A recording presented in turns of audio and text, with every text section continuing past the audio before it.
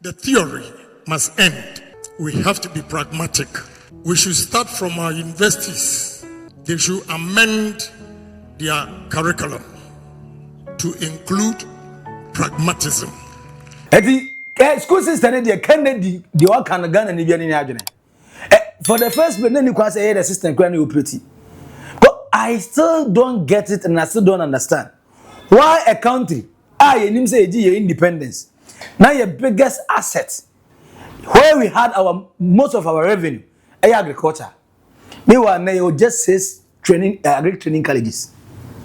There were countless of nursing training colleges. There were countless of teacher training colleges. What they don't got on they don't matter. The same systematic education na de bre na. Meanwhile, nipa na ye ordinary de ba si ensu no. Baby what the more be man aduru no sa de no hia.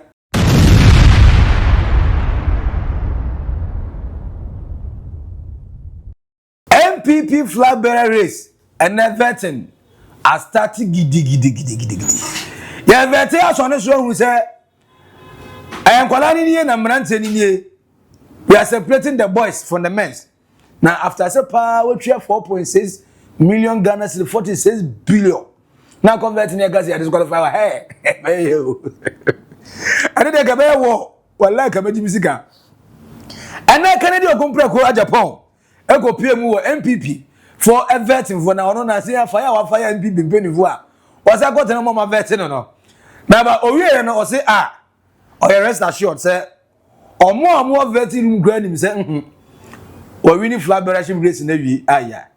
O say o mo anu say after say o mo ni di nkomo no o mo hwe the way o flow no canons and mo say papa na tra watra be careful watra puto mo ye den we win the flag bearership race no so mo amon ye didi ama no because and some of mu busa any how our so answer am no o say yes they are dealing with a man of substance and the Canadian company go Japan say hey MB before delegates amaka mamu we simu time nkoto maban say no muni na mo famra o say the connecting mind and connect wo let's say be connect ni na ya can 2028 for president and one na konti vetting committee for now who say yes omuni oja hit what e just say they go call no dey come amunti o ma dey tum say Canada Japan there also minim say no I blackmail na we say na zero can there munti minis go find money but as I can and to Ghana for him after saying a veteran second time coming to such a vetting, was it any different from the first time you came? No, not really. You know, I was prepared. So I believe I answered all the questions. And they know I'm ready to be president of this country. Yeah. But what were your major takeaways from today's session?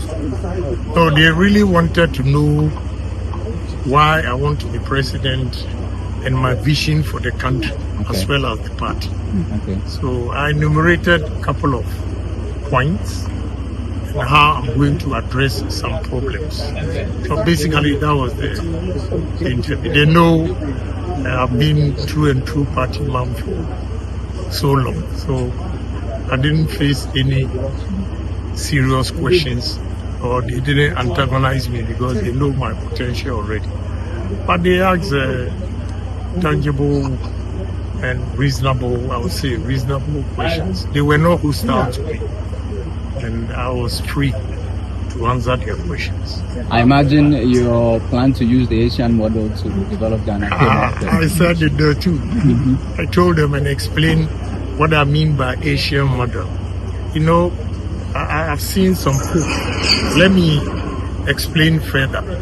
The Asian model, what they did that time when they decided to compete with Europe and America was that they identified potential talents and potential businessmen and funded their projects like Daewoo, Hyundai, Samsung in Korea, for instance.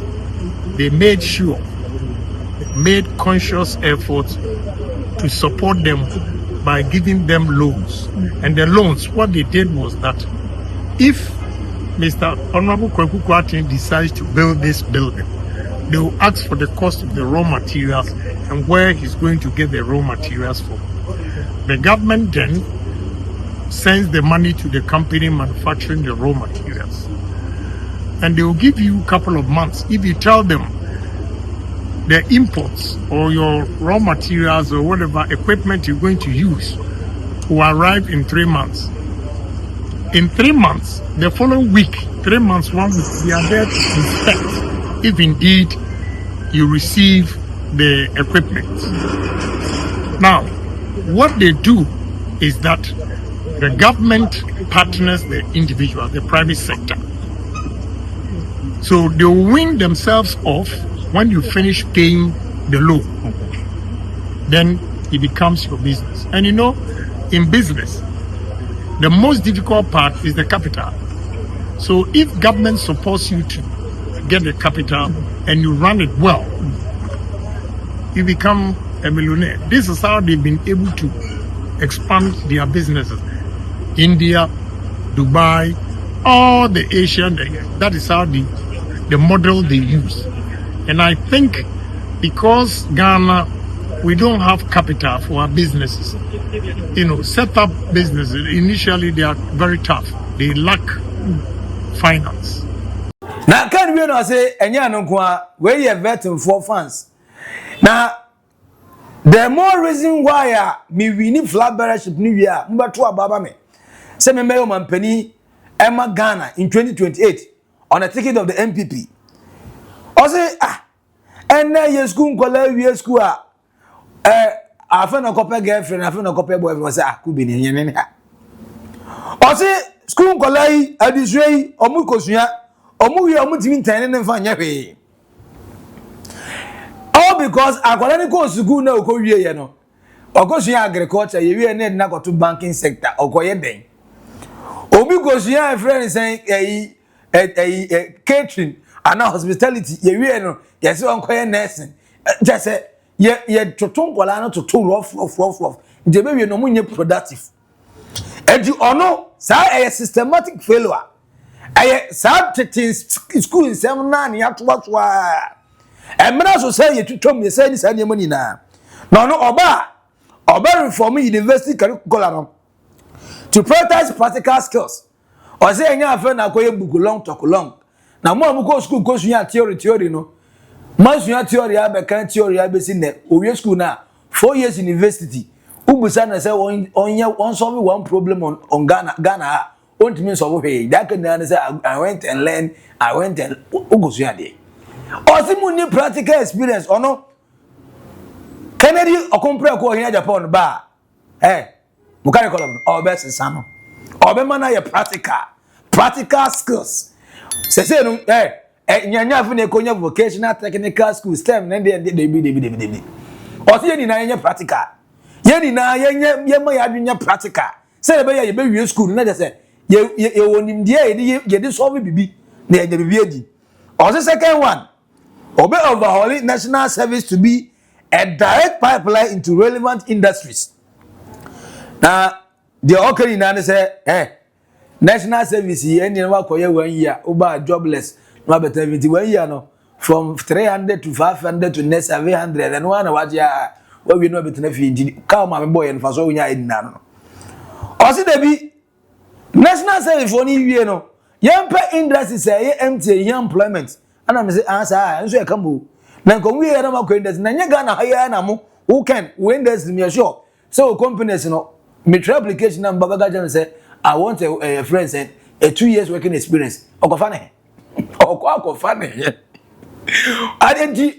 The only thing I bet my argument say, I'm say practical now. Kennedy, or compare code the pump or starting. It means starting quadia.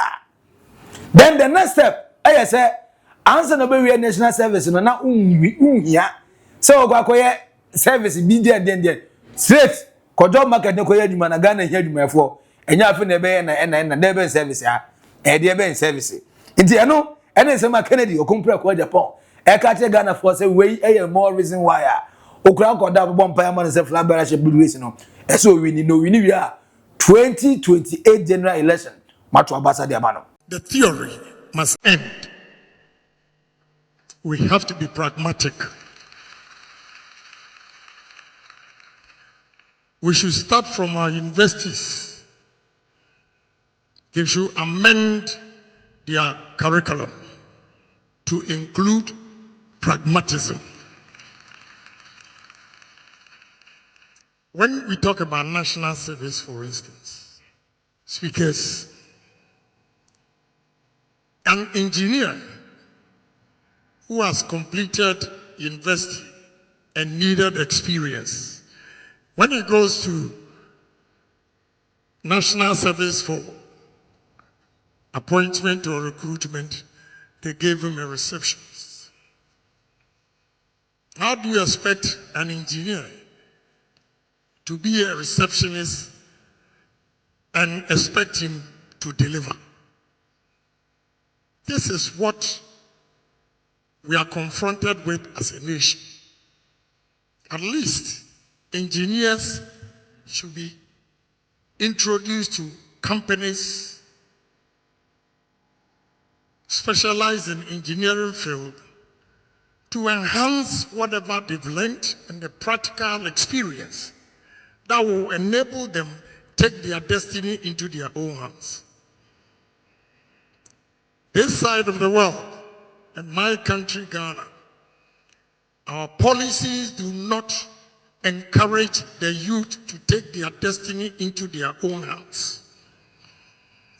A country where they believe only the old has the wisdom and the knowledge. I'm afraid we need to change. We have to appreciate the youth, the talent, and their innovations. If not, we'll be lagging behind when it comes to technology and innovation.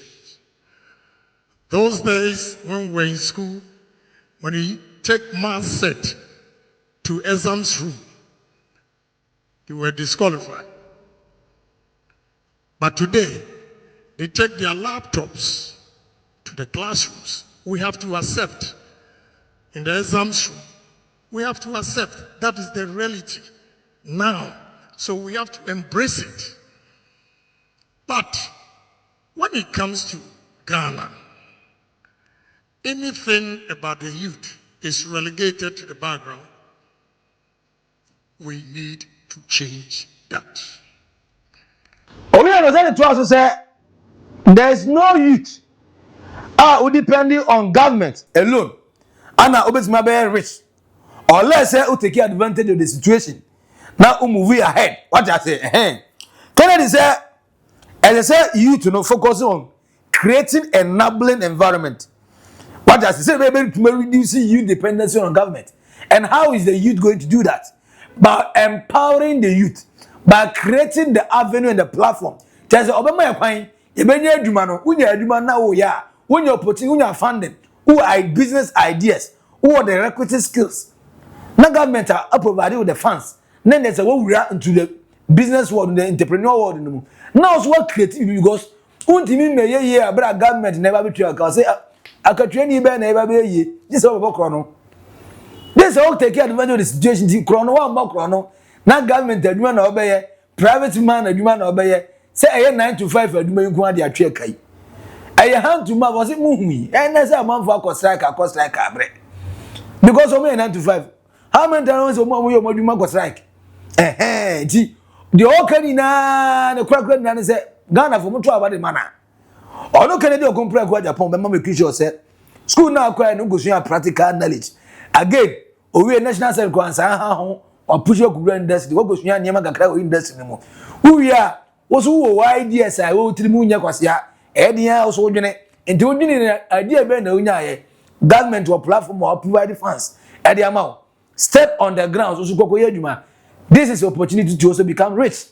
Said you or no business. I'm an Irish and I'm for say they be politics and government contract. Jenya contract in be me ye buy. Me say anyone koka so confuse ne ko. Eti can Kennedy okompre akwa Japan na ka nsem. Edi o se ne mo a owo e de kan ho de mamudu enu ni. Thank you very much for answering the question.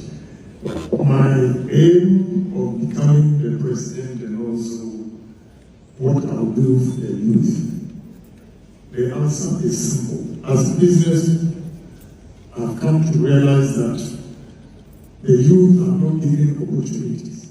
When we talk of youth employment, all those agencies are not going to assure the future of the youth unless the government creates enabling environment, smooth business, so that the youth will take advantage of it.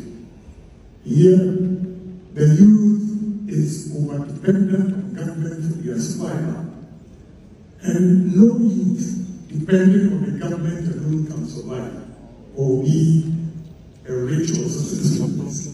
You have to take your destiny into your own hands and make sure that you take advantage of what is going on and move ahead. Don't wait till the government gives you assistance. So what I'm also going to do is very challenging for the youth to have startup capitals.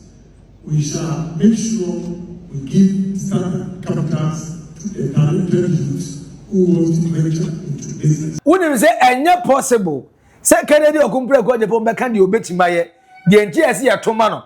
Na at the end of the day the campaign members no, yen throw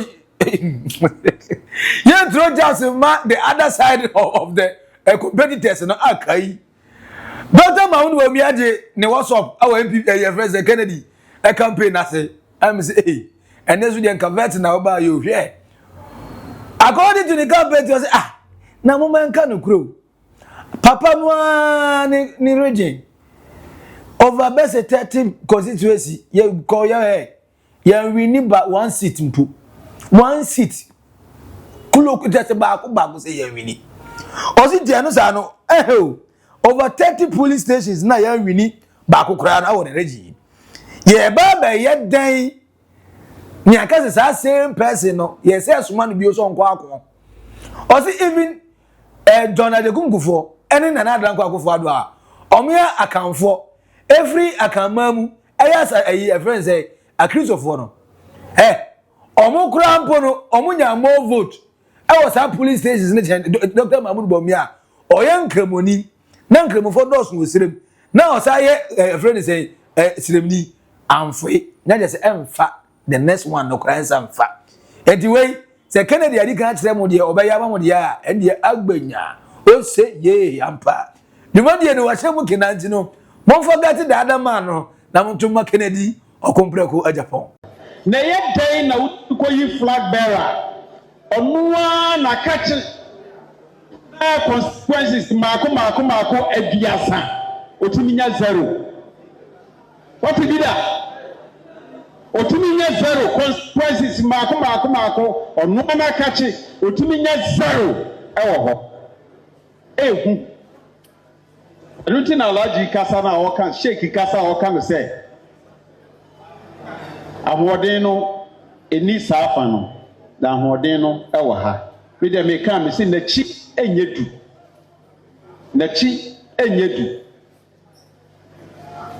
se na chi edu a ko boadoma no na yakotamale by election yentumi ko by election watamale because na chi enyedu in odidi na chi akọ kilometers from Tamal.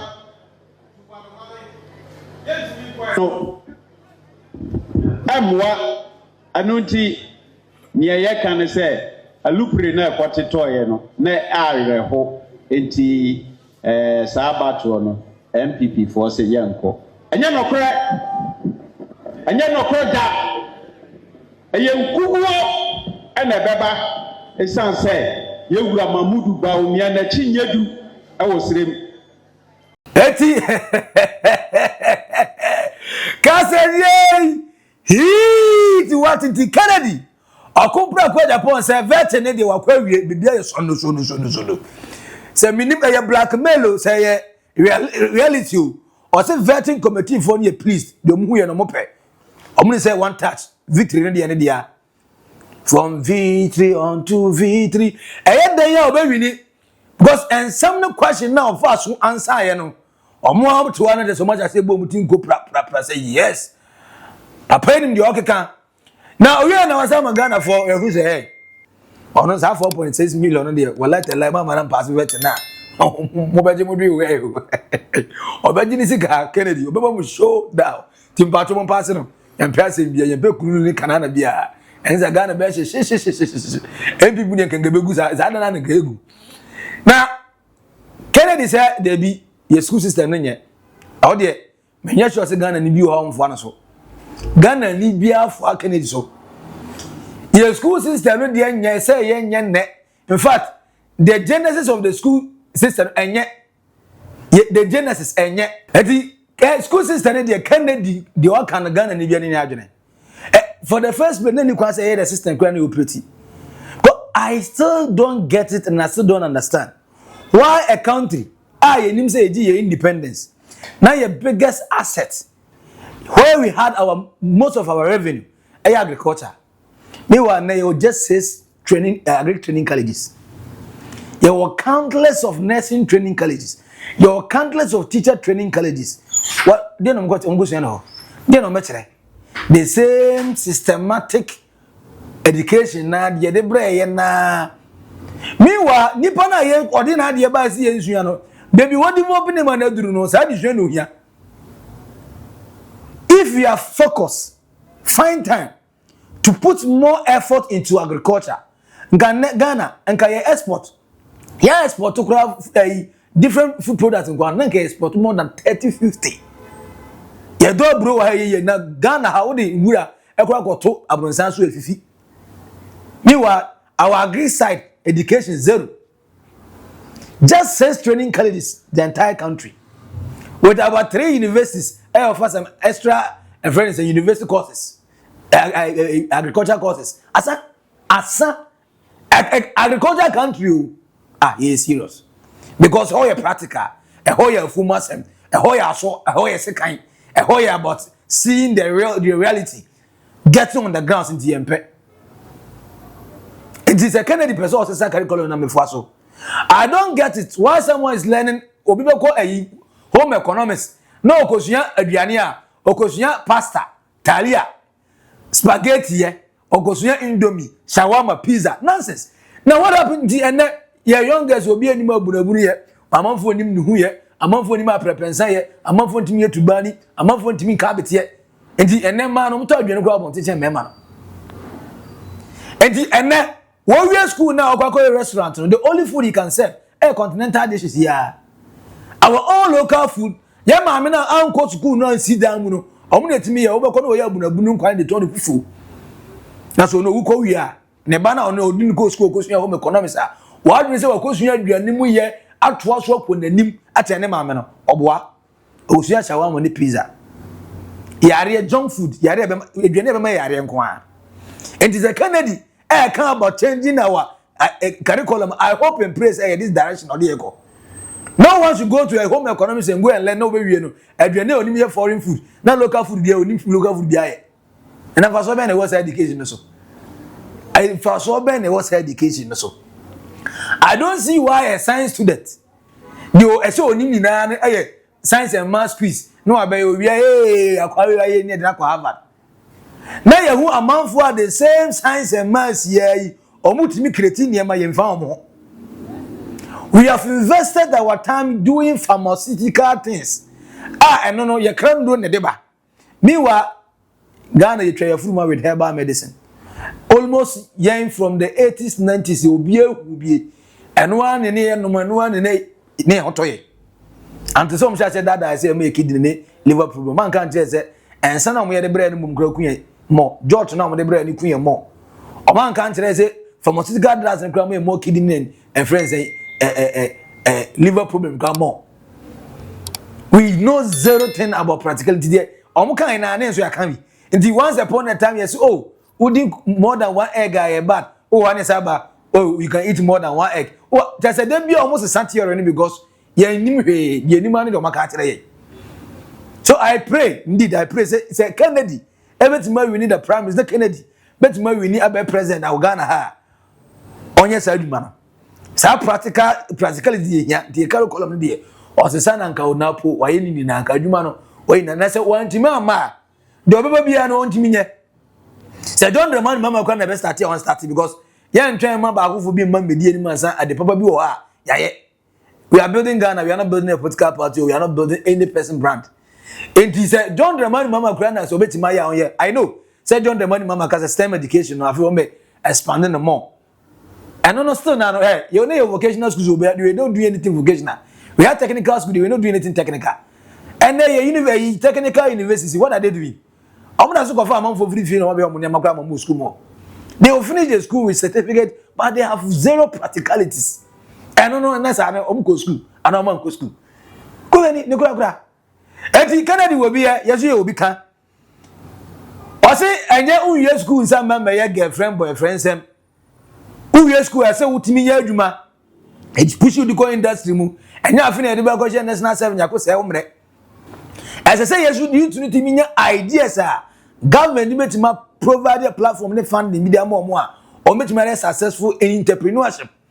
Say yes, I say yeah, no, a bit more rich men in the country. The more richer people we have, the more easy. So bet my guys who say the chrono so a two trap. Now it's got for no more jack on nobody. And young politicians here, one of Muslim years, 8 years, more years, I'm one year. Then just say, yes, now I know crown say funding grow. Young from common political people, the political people, they be politics. Nah, you see, because kind of mom work. What banana funding me or I know when they got the first. I grow and I say Ghana and Ghana no dey. You may na here na che.